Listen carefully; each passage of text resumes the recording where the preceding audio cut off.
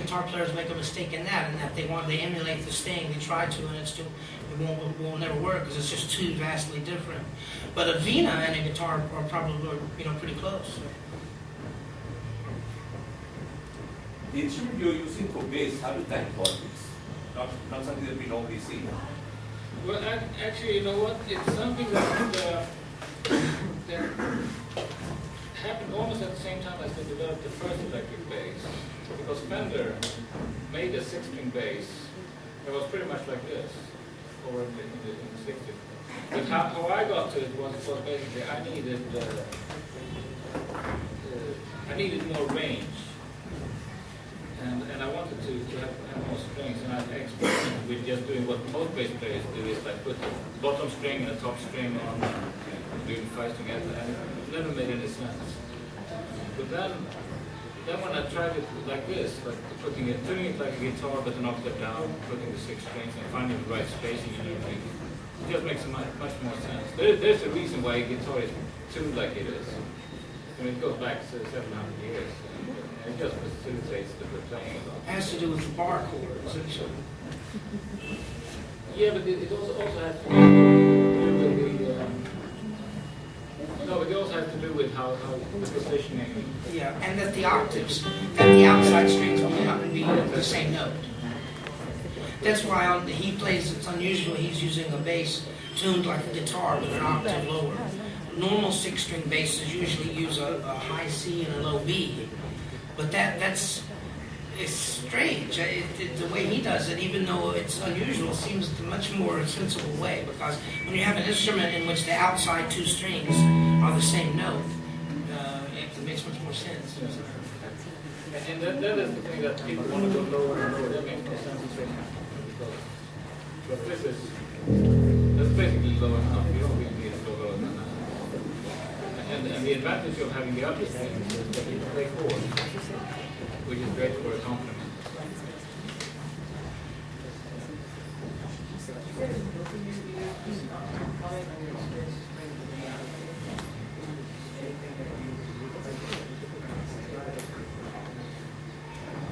No. Well, for me, it was mind-boggling, and for because we played with Selva Ganesh and other Indian percussionists before. That was a great experience for us. Personally, I really like the people, and I think they're amazing musicians. But then when we did a few tours with Uma Mahesh, the singer, that personally helped me a lot because I didn't have any other pitch person in the band. It was me and Jonas and percussion. Somehow adding the vocalist in there helped me quite a bit. It enabled me to hear and to play and to progress. And it's just been a great joy playing with them. An honor and a joy, and they're wonderful people.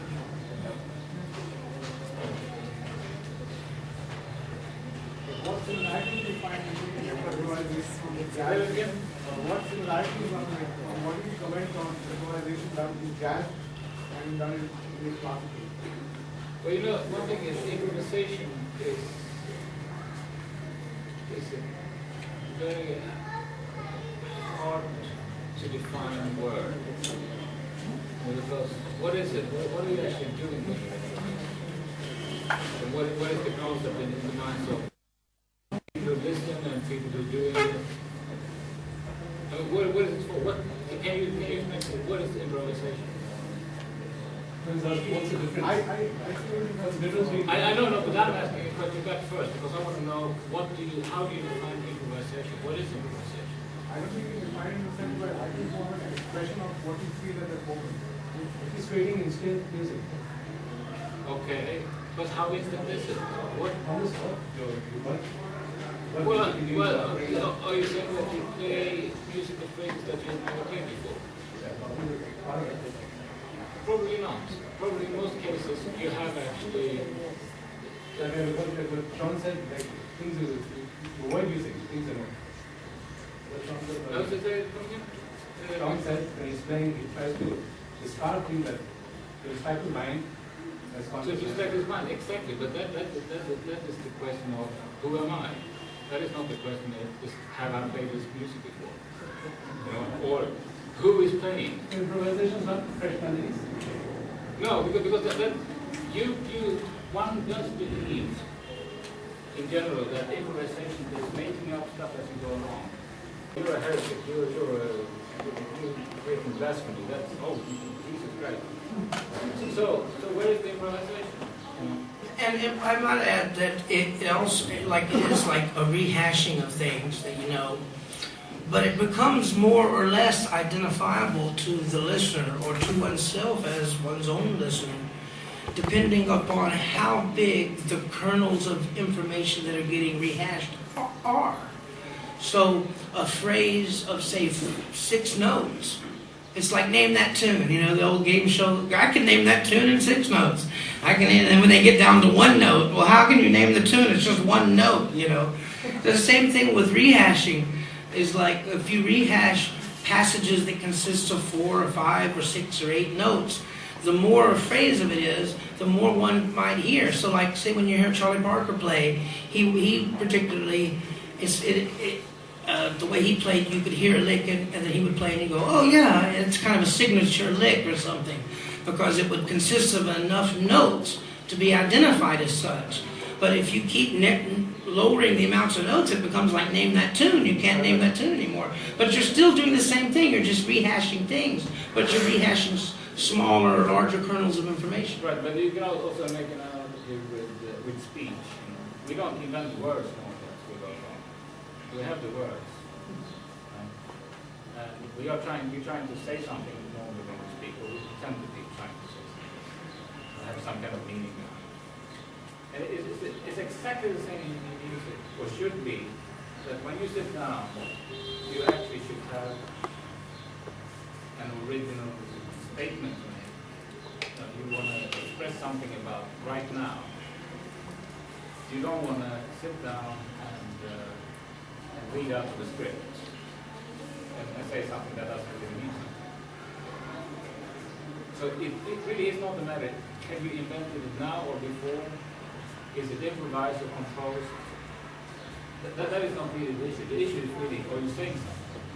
Because you can take Western classical music, totally written out, totally predetermined that this is what it's going to be. Those are the notes and the rhythms that the dynamics that we're going to play. But even with that level of constriction, you can say something, you can have something, and that is as much. Yeah, no, it's not improvised. You have the same amount of improvisational value as somebody who actually goes in and really improvises. Then you can have the other way around. You can have somebody who has nothing pre-arranged, nothing pre-written, he goes out, he can say something, and it's just the same old crap without any kind of emotional or any kind of other input.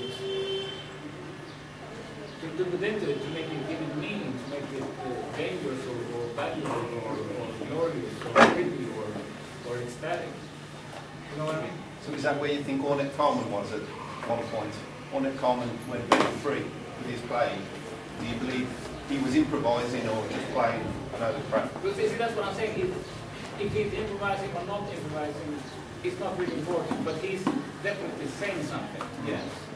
But he wasn't playing the same licks as everybody else at the time. In fact, he was pushed aside by the traditional players, Coltrane, Parker. He was kind of kicked out of the music. Yeah. But yeah, I mean, he's saying something. He's always saying something. I mean, just to pick up a point you said earlier about jazz musicians looking to lean towards bebop, I don't believe that's true at all.